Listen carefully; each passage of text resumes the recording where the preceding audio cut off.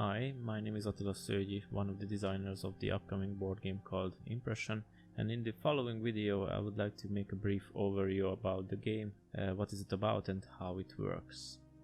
About the game. Impression is a complex board game for 2 to 4 players, ages 12 and above, and I developed it with my coworker Csaba Hegedűs. Starting from the 20th century, technical revolution took place in the printing business. More and more advanced tools and devices were developed throughout the centuries, so the books and other printed materials became more and more available.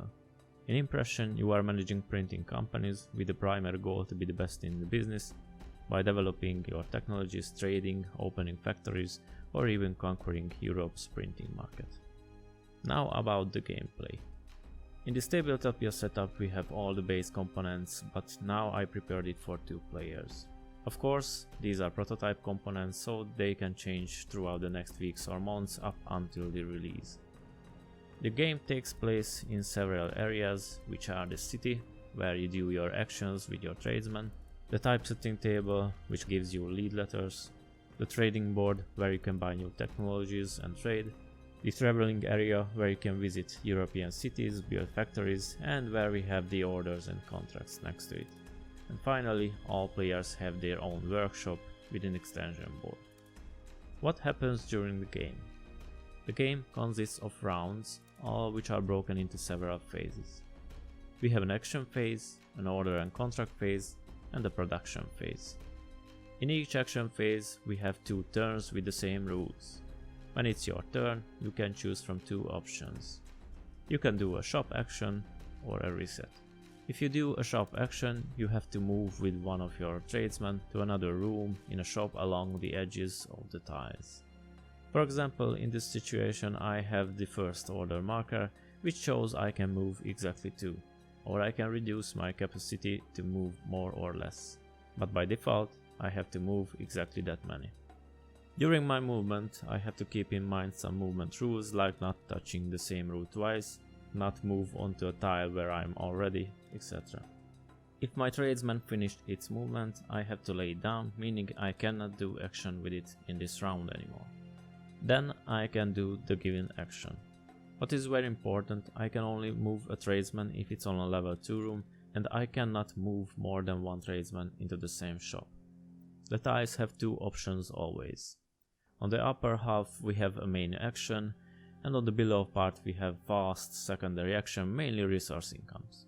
The main actions can be increasing workforce, trade, technology, travel, and typesetting.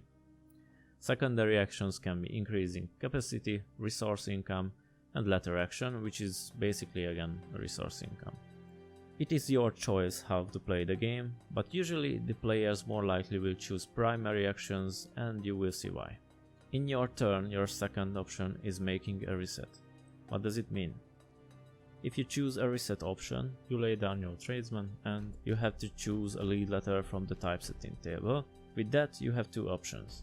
You throw it away, forgetting the resources shown on that, or you can keep that and you can place it in your workshop to its left side. That way you don't get the resources, but you can do further actions with the tile. Also, once you kept or throw away the letter, all of your tradesmen have to move down onto the secondary rooms, and you will get all the resources where they land. You can do a reset anytime, but you have to keep in mind you get resources only for those tradesmen who can move from a primary level down to a secondary. In addition, on a shop action or reset, you have a chance to do as many optional actions as you want. These are activating contracts, do signboard actions, or use city tiles. As I mentioned, all players have 2 turns in each action phase. Then the orders and contract phase come. During the order and contract phase, each player has the opportunity to buy 1 order and or 1 contract. The price of each tile as well as the order of buying is determined by your position on the track. If you move forward on the track previously, the tiles are cheaper for you, also you will have better position in the future player order, but otherwise you will have the advantage to buy sooner. Once all players had a chance for buying, the production phase begins. In the production phase, you may advance your orders based on your capacity and your available resources, all of you at the same time. You can only advance the orders by as many stages as your capacity. For each phase, you have to decrease your capacity and pay any required resources, if there is any. For each movement of your capacity marker, you gain a reward indicated on the space where you just stepped. Also, if your order leaves the 4th phase, the order is considered ready, so you can get its reward. After some preparation, a new round begins, and once we have no orders next to the travel board, the game end is triggered. The last round is finished, all players can use any unused signboards for actions, and we start a final scoring. At the end of the game, the player with the most victory points will be the winner. That would be the core idea of the game. Of course, we have much more rules and I didn't talk about any specific actions and options, but I intend to keep this video short. In future videos, we may discuss the rules in details. Until that, thank you and stay healthy.